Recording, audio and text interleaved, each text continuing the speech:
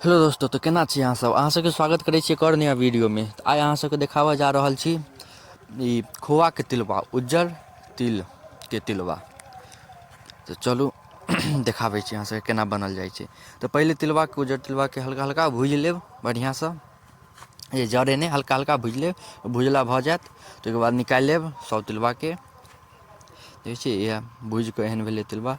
तऽ तिल तऽ सब तिल के निकालि लेब, उज्जर तिल। ओहिके बाद फेर दूधके दऽ देबै जरऽ लेल। देखियौ ई 2 किलो दूध छै, अपन गायके छै। तऽ ई 2 किलो दूधके जरऽ लेल धऽ देबै। खोआके तिलबा केना बनै छै से अहाँ सबके देखाबै छी। ई एकदम बढ़िआँसँ अपन जरतै, ता तक ओ ठण्डा हैत।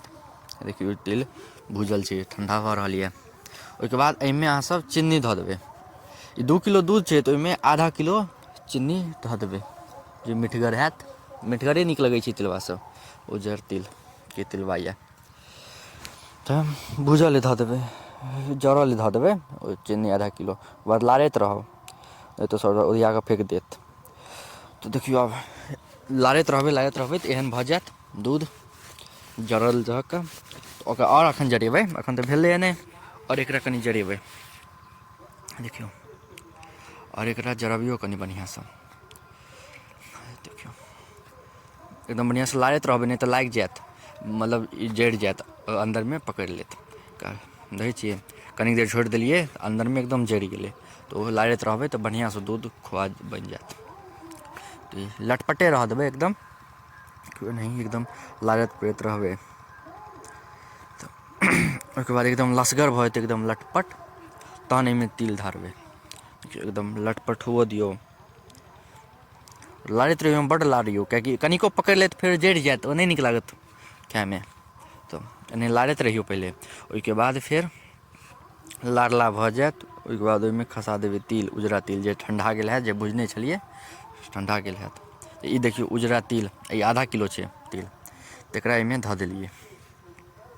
ओकर बाद पूरा ओकरा बढ़िआँसँ जाहिसँ खोआ सबमे लागि जाय, तऽ एकदम बढ़िआँसँ मिला लेब, जे आसानीसँ गिर पड़य बोरापर, मतलब दोसर बर्तनमे अपन आबि जाय, एकोटा लागल नहि रहै।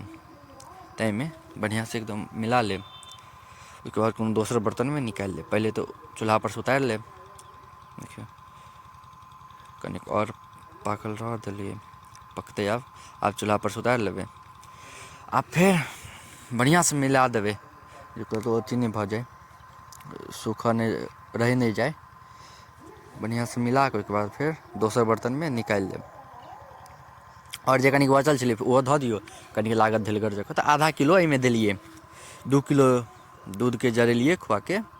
दूधके जरा कऽ खोआ भेलै जतेक, ओहिमे आधा किलो ई डाललियै तिलबा, तिल उजरा तिल आधा किलो देलियै। आधा किलो चीनी दऽ कऽ जरेने छलियै। तकरा बढ़िआँसँ मिला लेब, एकदम एनाही भऽ जायत। बुझि जेबै जे आब बनत, तिलबा जकाँ बनि जायत, तऽ एकरा आब दोसर बर्तनमे निकालि लेब।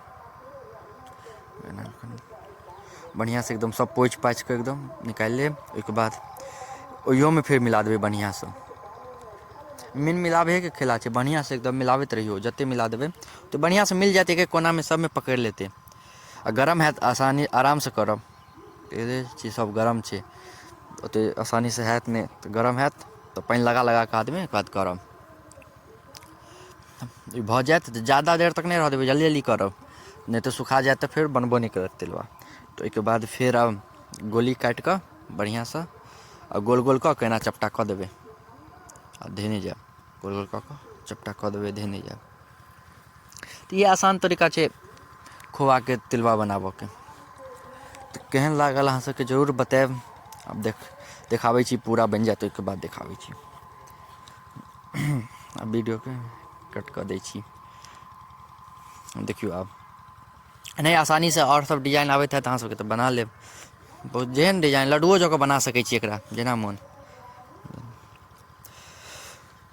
देखियौ कतेक सुन्दर लगै छै देखऽमे। तऽ भऽ गेलै, आब सब बनि गेलै, एतेक तिलबा बनलै आधा किलोमे। तऽ केहन लागल अहाँ सबके जरूर बतायब। एतेक देर तक देखऽके लिए अहाँ सबके धन्यवाद। नीक लागै तऽ लाइक, कमेंट, शेयर, सब्सक्राइब सब कऽ देब।